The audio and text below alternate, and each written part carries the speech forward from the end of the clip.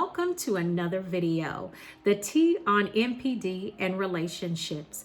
So before we get started, I want to invite you to hit that like button and hit that subscribe button and come follow me as we discover our destinies.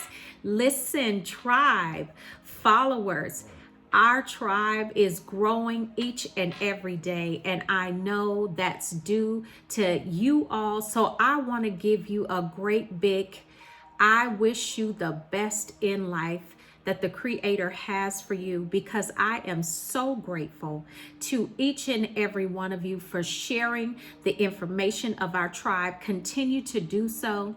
I have some wonderful things planned for my YouTube community. And so I just want to thank you to my new subscribers and new followers. Welcome to my tribe and family at large. Welcome back. Thank you for visiting my media resource and finding value in something that I have to say. Listen, I appreciate your time. And if you like the content that I am bringing to you, why don't we let the YouTube community and the world know by simply hitting that like button? It gives our tribe and our family here the opportunity to grow. So today we are going to be discussing the narcissist. What they want is not love, they want attention. So the reason I chose to bring this topic to you all is because I want to help you make sense out of, or a little bit of sense out of, the vast insanity that we experienced with the narcissist, and the fact that we truly did not understand what they needed in the relationship. We thought that it was our soul mate, our partner for life, your twin flame. I mean, you name it. You go down the list for the things that mean the same. And so what we have to understand, and the reason that I want to bring this information to you, is that what they truly wanted was not your love. What they wanted was your attention.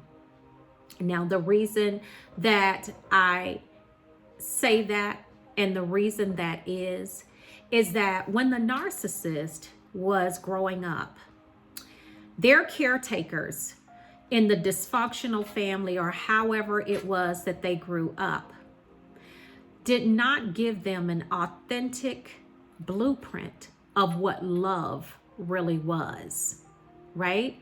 So because of that, and because of the dysfunctionality that the narcissist was raised in, they were not taught how to honestly love themselves. They were not taught, and their self-esteem was not built by a healthy environment of parenting. So, hence the false self. Because the narcissist felt that basically there was no reason to keep the true self around, because the environment that they grew up in, the true self was flawed. It was criticized constantly by the parent, the abusive parent, or the abusive parents in the abusive, dysfunctional environment that they were raised in. So the false self was the true self was constantly criticized. So the narcissist, in their minds, they just said, well, you know, this self, my true person, is not accepted and it's not acceptable. So I'm going to create a false self. And that's what they did. They created a false self because they had zero self-love, no self-esteem, very insecure, because that environment that they were raised in fostered these negative characteristics, these negative traits in them. But watch this. Now, the false self, the purpose of the false self is that it somewhat relieves them of the shame that they feel in the true self. Now, the narcissist, we say that they're emotionless, that they don't have any feelings and what have you. And that's for the most part, it is true.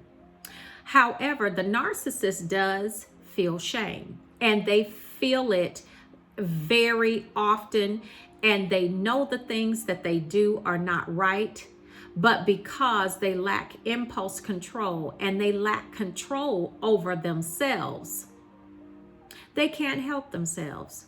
So they know that behaving badly brings them a tremendous amount of shame, but because of their unwillingness to let go of the false self and deal with the pain and the anxieties and the I guess the pile of dysfunction that was created in them as a child, they behave badly. They know that they've behaved badly. They're ashamed of it, but because they will not deal with their dysfunctions, they will not look within, they behave badly again. And again and again, and it just repeats. It's on a continual loop, over and over and over again. This is what they do. So the narcissist actually equates their love. Watch this. They equate love to their abusive parent. So the parent was supposed to teach them what love actually looked like. And I say that love did not hurt you. This is my belief. That love did not hurt you. It was people that did not know how to love that hurt you. That's because love doesn't hurt. It's not supposed to hurt. But it wasn't love that hurt you. It was the people that did not know how to love is what hurt you. So the narcissists in their mind, they equate love to their abusive parent or parents that raised them in the dysfunctional environment, and they despise that. So in their mind, they're saying, well, if love is like what I experienced from my parents, well, I don't want that. Because in that environment, they were told how awful they were. This is what they're equating love to, you all. This is what they're equating to. They're equating love to this, y'all. That if that's what love is, then I don't want that. Now, they have the misguided belief that love is attention, since that is what they so desperately wanted from their parents and did not get. Instead, they got more and more abuse. So in their misguided belief, they think that love is attention. Okay? But love is not that's one of the things that we do when we love.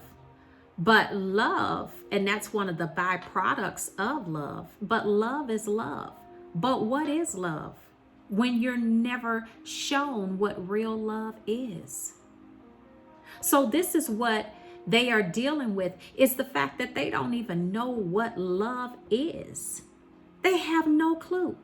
In their misguided belief, they think love is attention. That is what they so desperately wanted in the family that they grew up in, and they never got it. So the thought of someone leaving them or loving them actually, is almost paralyzing to the narcissist, because to them, love hurts. Yeah, to them, love hurts. And they rather not experience those feelings. So that's why you see narcissists collecting supplies, and that's why they have a harem garage and everything, because they don't want love. They want attention. A narcissist doesn't know how to love. So again, their misguided belief is thinking that attention is what they need. That's love to them. When attention is a byproduct of love, it is not love itself. So what they did, so they don't want to experience feelings of love because their parent was supposed to love them, and in the dysfunctional environment that they grew up in that caused them to create this false self. And now, since that happened, they don't want anything to do with what was supposed to be love. They've made their new definition of love, and that's called attention, which is dysfunctional in itself because that's not authentic, true love. Now, they developed, as I said, a false self as a child, and that was the last time that they were vulnerable and the time they remember loving someone. Yeah. So when they were a child and they decided to create the false self because of the needs not being met as far as what they needed as a child, they developed the false self. And that was the last time. Once that false self, the splitting from the true self to the false self, was the last time that the narcissist was ever vulnerable with anyone. That was the last time that they were open to love, was way back then. Now they're an adult. They've missed a whole few, some of them many decades of maturation and maturing in love and relationships and understanding that. Because in their minds, it's that 7 or 8, maybe even 5 or 6 year old. It's that type of association with love, which we know that those little individuals can be very narcissistic, but that's a part of their growth and development. But that is the age that they remember love, which at that point, little children honestly don't know what love is. You grow to know what love is as your parents raise you and as you're raised in a functional environment that gives you an authentic, wholesome blueprint of what love is. So one of the reasons the narcissist craves attention so desperately is because of their addiction to attention and people. So, that's just what it is. They crave attention so desperately because of their addiction to attention and people. And the two go hand in hand. They go hand in hand because they go out and they collect all of these different supplies because they want attention from these supplies. They don't want love. They want attention. They just want someone to pay them attention.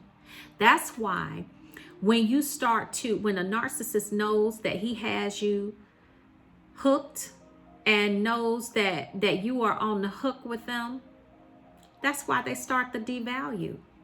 Because they understand that there is going to be more required. Because remember, they've done this thing over and over and over. They've had this abuse cycle with so many individuals. They know that once they get you hooked, that you are going to start requiring more from them. So they have to start the devalue. Because the more that you want to require from them, they are not prepared to give you. So you gotta head over. They have to place you in that devalue, and you're gonna be headed over to discard. Or, as we know, shelved. So empaths and super empaths, you are innately drawn to these people due to your deep love for others and your beautiful light. But what I want to communicate to your hearts today is that your love, your passion, and your power to heal is not designated for people that do not have a desire to heal. We have to go higher. We have to look within. We have to be self-love abundant so we can continue our journey of what we were placed here to do. So now that we know that the narcissist cannot love and they never ever wanted our love, they only wanted our attention. Let's take this into heart. And when we see these people, or we come across, because you'll come across some more as you continue your ascension, but as you get into the higher frequencies and vibration, you will find that you will be surrounded by those that are of like mind and like spirit, and also like vibration. And that is where we want to be, so we can continue our purpose and destiny. So until the next video, I know this was deep, and I know I dived in and gave you some nuggets that you may have to replay and kind of think this over again. But I want to be found giving you what you need to be successful in your journey and your of purpose and destiny. All right, y'all. So you be blessed and highly favored. And until the next video, ciao, you all.